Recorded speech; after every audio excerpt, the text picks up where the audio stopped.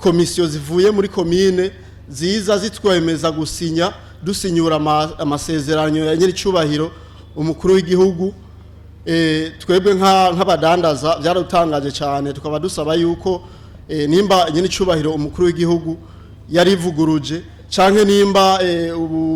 ubushikiranganje bw'ubudandaji harimo na OBR boba barahinduye amategeko ndetse ni kontra baduhaye boza bakabitumenyesha igihugu. Fatiye nko kwaba abantu usanga bikomeza ugasanga bonona ibintu biba bene gihugu bitwaje amakoperative, hama umuntu yagira habiserukana mu butunganikana ko gacu usanga ari karahigwa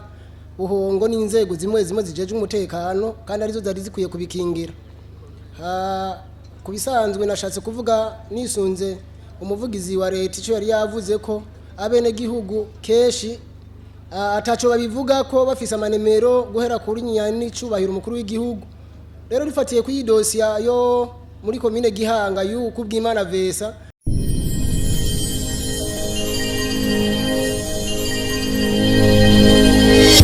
Tunga Emmanuel nk'abantu umudandaza akorera mu isoko nkuru ya Rumonge. Ego hanyuma itariki 30 z'ukwa gatandatu 2023 nyene cubahiro umukuru w'igihugu ikibazo cyaje nacerekeza ku muvugizi wa nyene cubahiro umukuru w'igihugu. Hanyuma kuri yo tariki 30 z'ukwezi kwa gatandatu 2023 nyene cubahiro yarashikeza kubyerekeye by'amasoko ukungene bikwirikirana ko bivuye mu makomisiyoneri abariko barabikorera mu ko ari bo benevyo. Abashikiranganje nabonye itariki 25 z'ukwa mbere 2024 nabonye ne barasohora decret bidushira ku kivi, turaja ku kivi turakora. Ikibabaje rero kuri ivyo twebwe twarabananje dukora turiha amakori n'amatagisi ku buryo ubwa mbere twariha umuntu twasanga leta yarahahombera cyane ku buryo kuva 2017 gushika 2023 umukomisiyonere twamuha miliyoni 7.2 leta nayo twayiha amajana 862 ibihumbi amajana 864 ariko inama mpanuzwa jambo ya komine nayo nyene yarabigiyemo kuko yaba abakomisiyoneri bobo baciye bitwara ko banyazwe basatwitanga twita twebwe abanyazi. Songora kavura karaje. Ego mu gusongora rero nashaka kubaza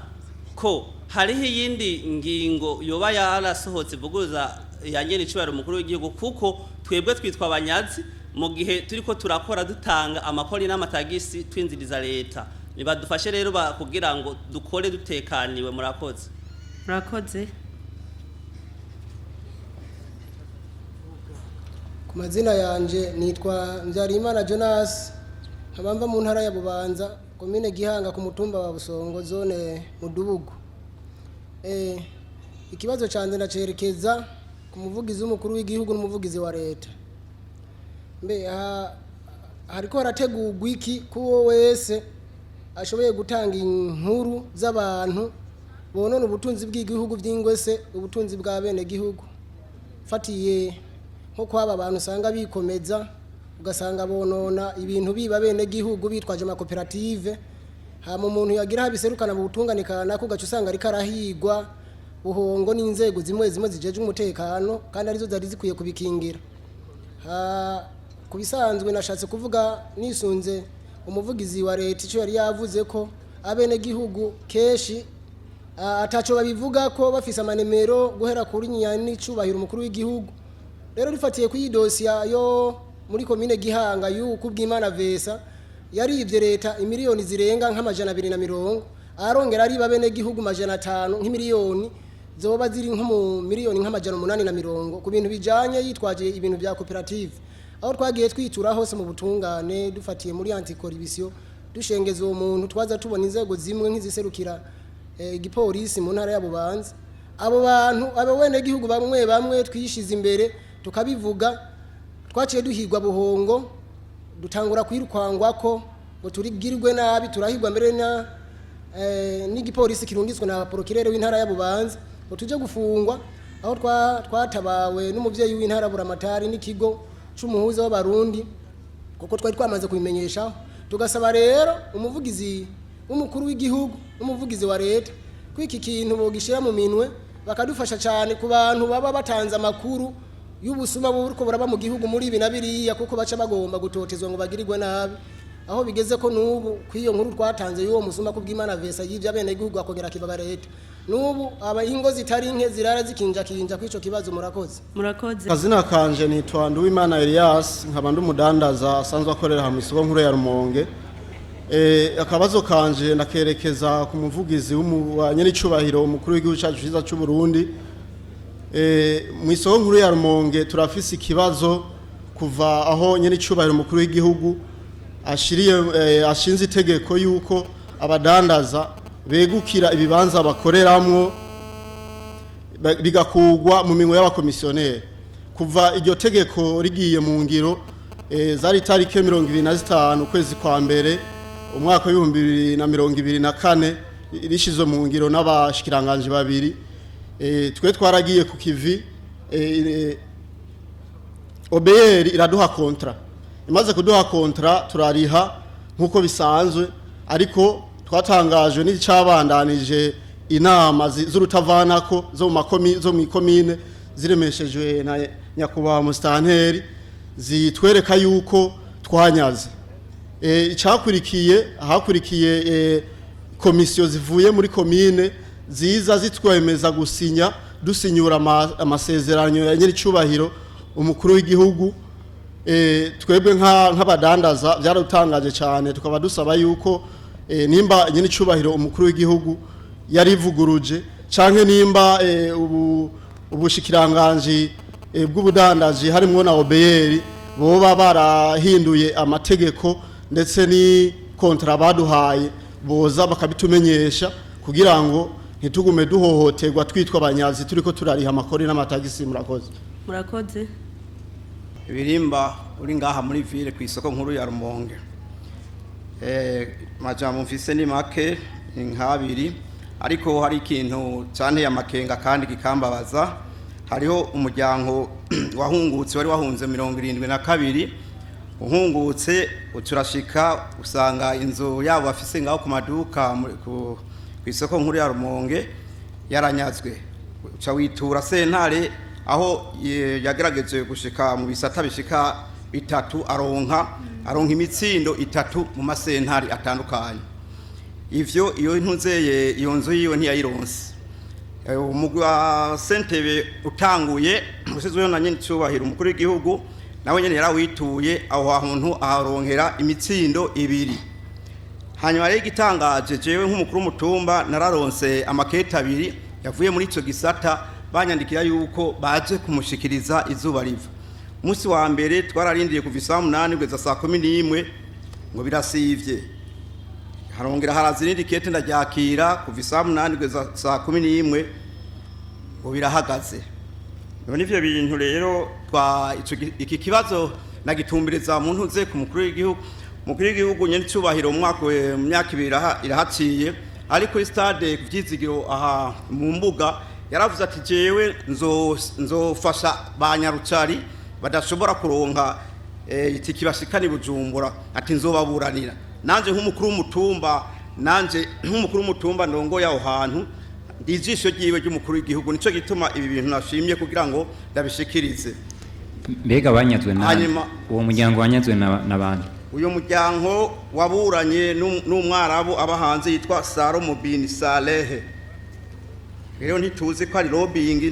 nta umenye ukuntu biza birahindagurika kandi bahagezeho bamushikiriza muri iyo segonda bikaca bihinduka mwe musaba ubutungane kuri uwo muryango twe twasaba yuko urumva intu zo muryango woroye ingaruka kugira ngo bashikirizwe aho hantu batsindi kuko n'uyo mutama yagize yahungutse yarapfuye abana babiri barapfuye wasike nk'abana bashika nga bazova bose bapfa batari yicuya cyase hanyuma intuze ya kandi kabazo nakagira kabiri muri komine Rumonge zone ya Kigwena hariho twatanze ikibazo kimwe nyaruko hari ikibazo hari intuze ishamba kimeza yarimo intuze ibikoko vy'inguge n'ibindi bikoko ivyo bikoko rero ubu turiko turarengana ntitubibona sinzi ko vyapfuye nuko vyaguzwe kuko ivyo bikoko nibaza yuko bushikiranganje bujejwe ibintu kwakira ingenzi izo ngezi zihashitse barashobora ni ukuvuga igihugu cyari kuharongera n'inzu na kakadorari twifuza tubazo twanze n'utwo amahoro ya Kristo abane nawe murakoze icambere no garuka ni kuri iyo ngingo nyene icubahiro mukuru w'u Burundi yafashe aho byari bigaragara yuko abari bafise ibibanza mu masoko batari bakibikoreramwo ahubwo baca babikotesha kandi akabikotesha ku giciro kirengeye cyane ugasanga bariko bavuna bene wabo ku kibanza bo bahawe na leta kugira ngo abari bo bagikoresha nyine icubahiro yaratanze intumbero itomoye cyane yuko ivyo bibanza vyegukira abasanzwe bariko barabikoreramwo abo bitambika hagati bakavayo abakomisiyoneri bakavayo yabwiye ati rero hariho komisiyo yashizweho n'abajejwe intwaro kugira ngo bagerageze gushira mu ngiro iyo ngingo kandi yaherekejwe n'amakete yarungitswe n'ubushikiranganje busanzwe bubijejwe harimo ubushikiranganje bw'ubudandaji be n'intwaro yo hagati kugira ngo iyo ngingo ishibwe mu ngiro iyo komisiyo rero iravyiga ahanini nibo twobwira tuti banyarutse kuko amakuru dufise hano nuko iyo komisiyo itaraheza gukora ikiriko irakorana hariho abo mbere bamaze gutunganizwa bakaronka impapuro zibagenga hariyo n'abandi batarashikirwa hariho n'abasaba yuko uburyo bari baraguze ivyo bibanza usubizwa hari abamaze kuburonka barabusubizwa n'ibindi biriko birigwa rero iyo umugwi ushizweho kugira ngo wige ikibazo nkoramutima kubene igihugu ni ngombwa yuko uca ukora mu bangutsi kugira ngo ntihabe haraza ibihuha ntihaze haraza ukwiyumvira nabi borema rero ariko ndanabaremesha yuko duhiriwe duhishijwe ko no ngaha hariho abajejwe intwaro gushika ku rwego rw'intara nabo nyene bagifate mu ntoki kugira ngo babandanye bagikurikirana iyo komisiyo uwo mugwi nawe uri ku kivi nawo nyene ubangure kugira ngo iyo myidogo ihave uwo mugabo ibaza ko atari yaronse neza wa muco wa yangingo yasohoka hirya y'ejo nakwejo ahubwo ibiciro abari bagerageje kubiduza bafatiwe ingingo y'uko ubu bazokwicarirwa kugira ntibagume bahohotera abene gihugu hanyuma ati none agashahara nako kazoduzwa ryari aha naho yomenya ko hariho politike y'igihugu yo gukuraho ubusumbasumbane bw'imishahara iri kwirashigwaho muri kino gihe kandi iteye intambwe ishimishije kuko wasanga hariho abasa n'ababikumiwe ko hari abandi badafise akisununuye mugabo habanze habe iyo politiki yo gukuraho ubusumbasumbane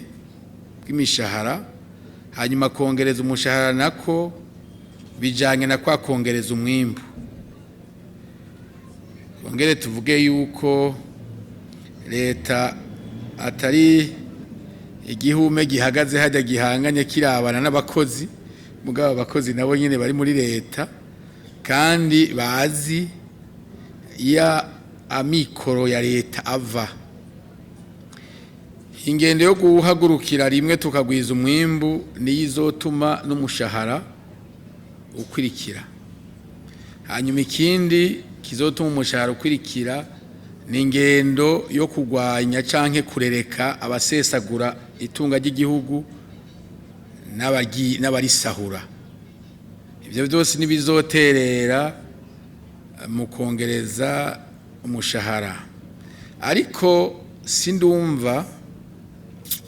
igihugu na kimwe kivuga ko umushahara